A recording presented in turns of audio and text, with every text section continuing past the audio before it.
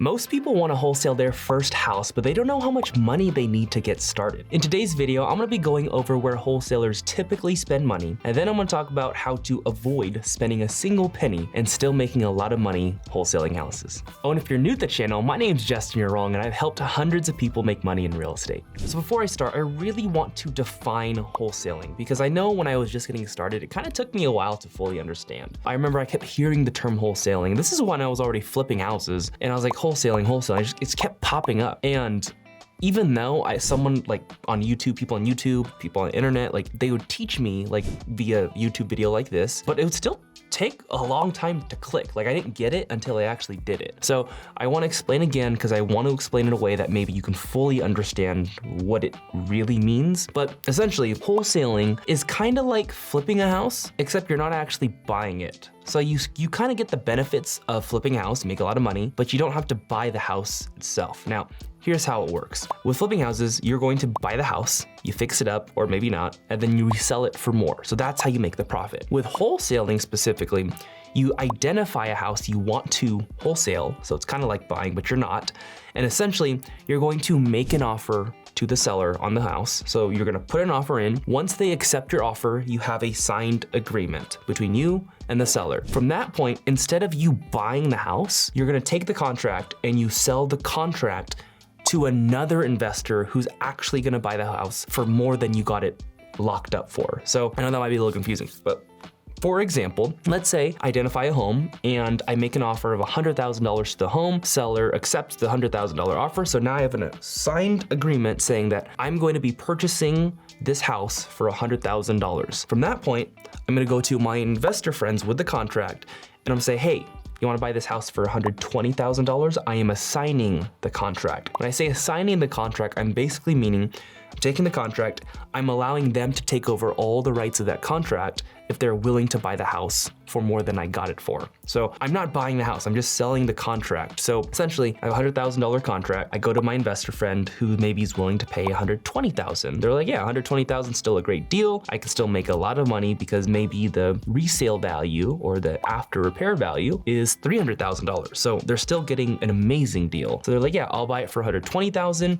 essentially they sign a separate agreement and you are selling the contract to them. So you're essentially being the middleman between the seller and the buyer. And no, it's not agent work. It's not like real estate agent work. You're just selling an asset that's yours, which is the contract. So how it works is if I get it locked up for $100,000 and I sell it, or I sell the contract to the investor for $120,000, they are going to be spending $120,000 to buy the house. However, not all of the $120,000 will be used for the purchase. The first $100,000 will be used for the purchase, so the seller gets his $100,000 that you promised him because you sent the offer, and the extra $20,000, the difference, that goes to you, the wholesaler. So me, the middleman, gets the $20,000, the seller gets the $100,000, and the end buyer, he gets the house. So it's a win-win-win. So that's what wholesaling is. Hopefully that clarified it a little bit more, because like I said, it was real confusing for me for a while. Now I know I said that when you wholesale a house, you're not actually buying it. However, people still spend money as wholesalers. Now here are the places they typically spend money.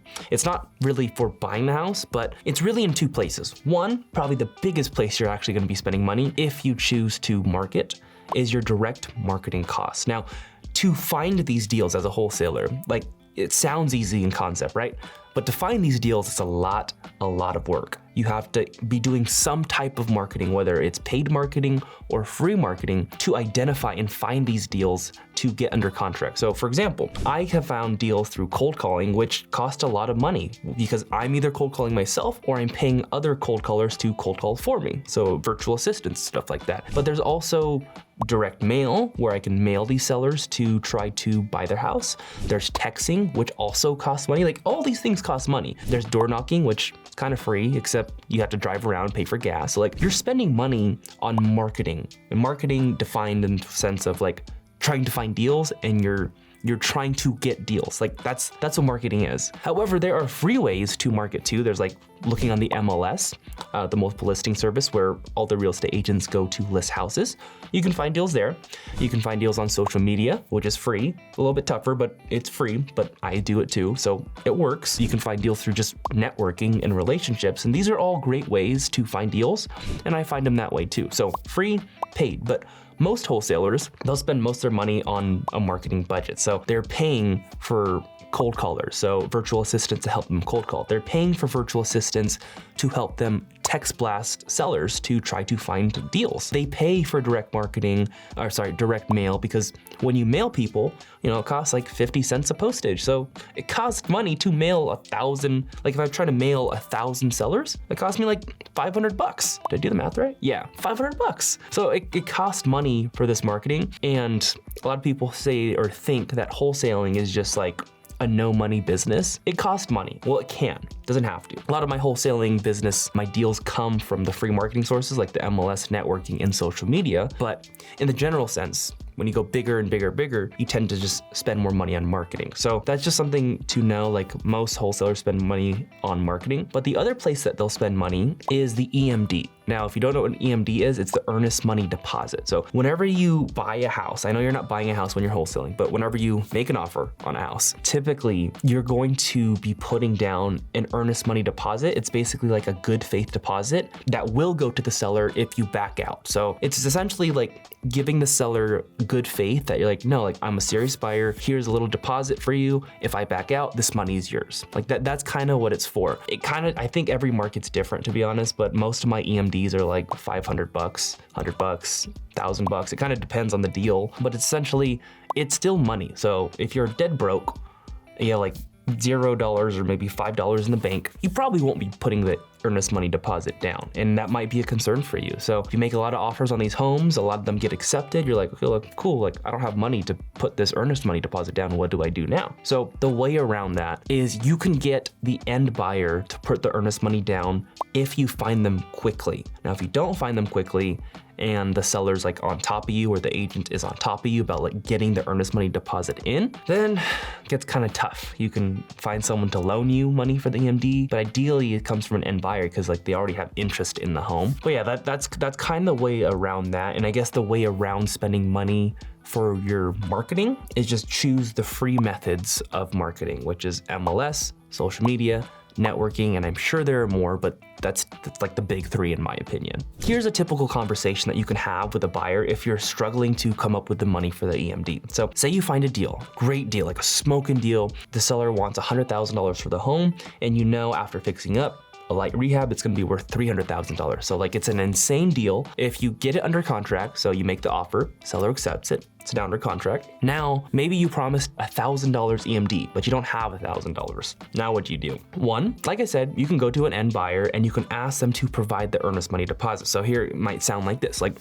hey Bob, like I got a deal under contract. Do you wanna buy this essentially? And you can send them all the deal details, what you're asking for it, what you think the ARV is, and let them know, hey, you gotta do your own due diligence. But if you wanna buy this deal, you have to be able to put the EMD in within the time frame that you promised the seller. That could be a way around it. Or if you don't have any end buyers lined up very quickly, if you have someone who really trusts you, you can just go to a friend, maybe another investor who can kind of vet the deal, and you can just go to them and say, hey, I need a transactional loan or a very fast loan, like a 30-day loan, or just for the EMD. So maybe you have $1,000 and you need $1,000 for the EMD. You can go to them and like, hey, I need $1,000 for this EMD. Would you be able to lend this for me for the EMD? Like you can even check the deal out just to verify if you think the deal is good. But you can ask someone essentially to loan you money for the earnest money deposit. Like that's another way around it. At the end of the day, don't think that just because you have no money at all, you can't wholesale houses. You absolutely can. I've done plenty of deals with like